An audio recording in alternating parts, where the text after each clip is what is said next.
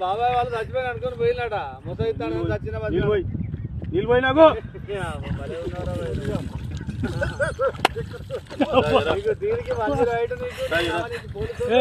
ఎందుకు పన్న వాళ్ళ కాయ పండుకున్నా ఎందుకు అనుకున్న వాళ్ళ ఈ చల్లదనానికి ఎండకు చేయలేక కన్నీకి ఓడిపోయి వచ్చాను కన్నీకి పొయ్యి ఓడిపోయి వచ్చాను గెలవలేక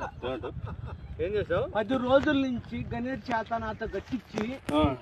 నా కష్టం దోచుకొని గణేట్ రాయ్ నాకు అంటే డబ్బులు ఇచ్చారు కానీ క్షమ